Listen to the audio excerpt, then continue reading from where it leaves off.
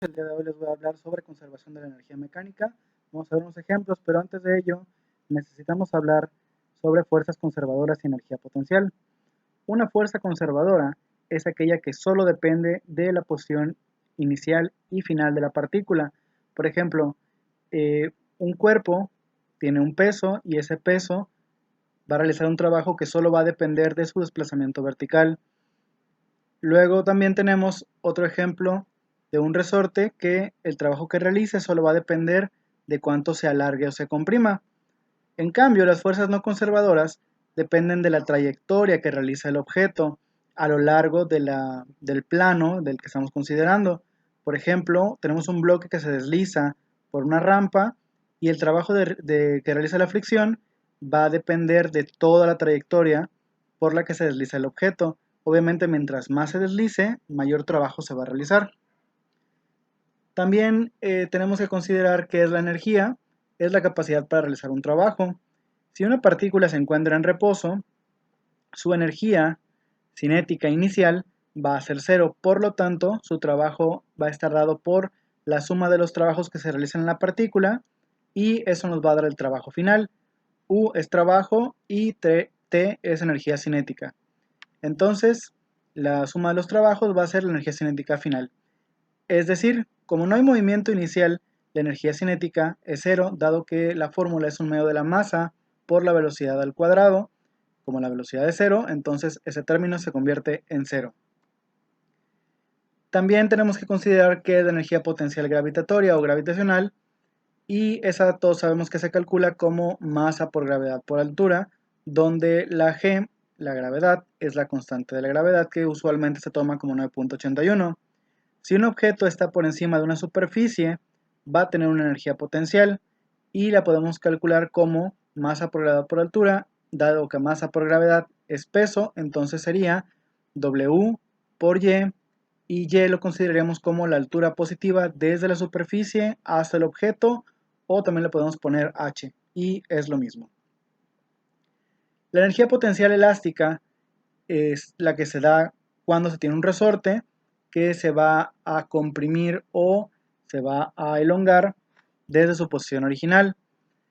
Esta energía potencial se va a calcular como BE es un medio de K por S al cuadrado, donde K es la constante de resorte en newtons por metro y S es la elongación en metros. Esta elongación, repito, puede ser que se alargue o que se contraiga el resorte y siempre va a ser positiva, dado que este resorte siempre va a tener una capacidad de realizar un trabajo en una partícula, nunca de restarle. La función potencial es una función que está sometida o está dependiente de las que acabamos de hablar. En este caso, la función potencial es cuando un objeto se somete tanto a fuerzas gravitacionales como a fuerzas elásticas, es decir, son la G y la E, y su energía potencial va a estar dada por la suma algebraica de dichas energías potenciales, tanto la gravitacional como la elástica. La diferencia de la función en dos puntos, es decir, en un punto A y un punto B, va a medir el trabajo que realiza una fuerza conservadora cuando la partícula se mueve, es decir, el trabajo que se realiza del punto A al punto B, pues depende de la energía de A hasta la energía en B. Por ejemplo, tenemos un peso W que está suspendido en un resorte y este resorte está atado a un poste o a un techo o algo por el estilo. Podemos expresar la función potencial en función de su posición respecto al plano de referencia. En este caso, el plano de referencia está tomado, en este caso, en el final de la longitud no alargada del resorte. Es decir, si el resorte no tuviera carga, en donde termina el resorte, a partir de ahí tomaríamos el plano de referencia y la letra S, es decir, el desplazamiento o la elongación, sería la que nos dice cuánto se está alargando el resorte y entonces tendríamos que la función potencial sería menos, porque va para abajo, el peso por el desplazamiento más un medio de la constante de resorte por el desplazamiento al cuadrado.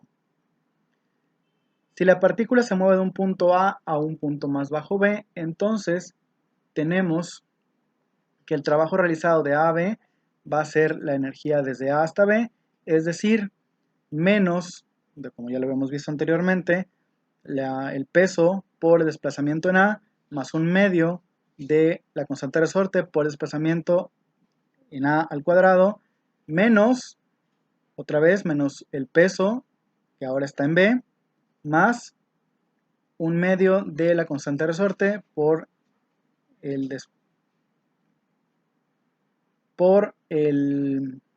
desplazamiento S hasta B al cuadrado.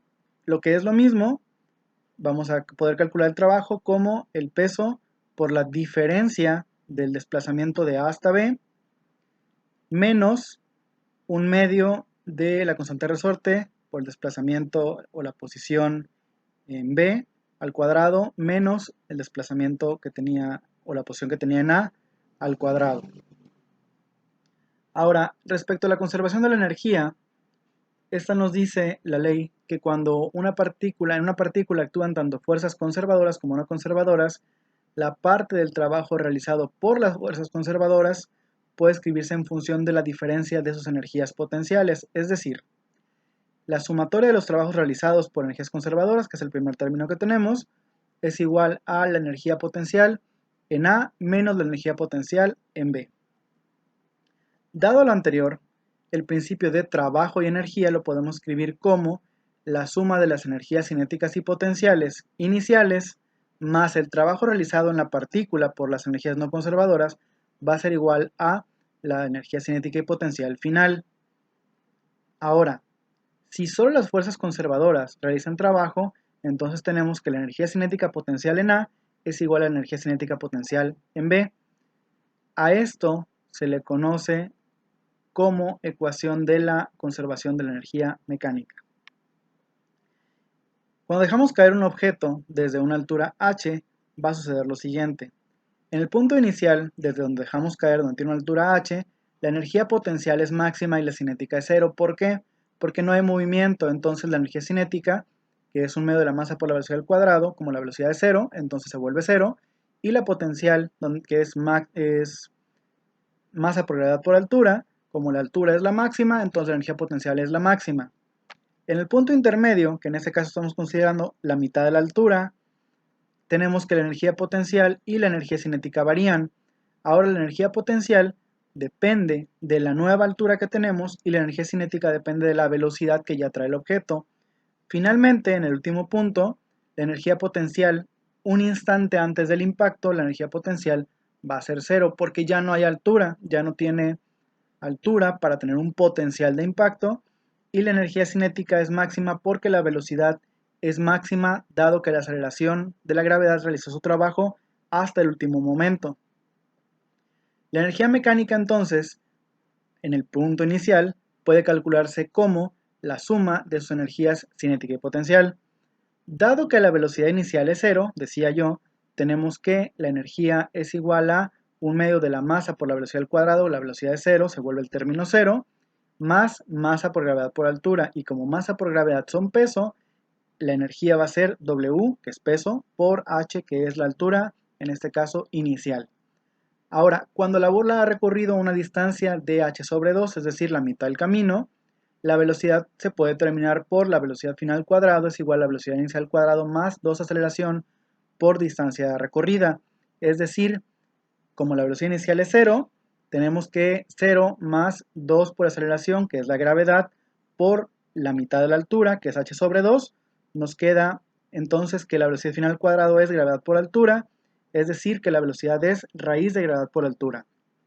Eso lo sustituimos en la ecuación anterior y tenemos entonces que la energía 2, la energía mecánica 2, termina siendo también la masa por la gravedad por la altura, es decir, el peso por la altura, pero ahora estamos considerando la segunda altura, la mitad del camino, y de esta forma comprobamos que la energía mecánica es igual en cualquier punto del recorrido. Gracias por su atención.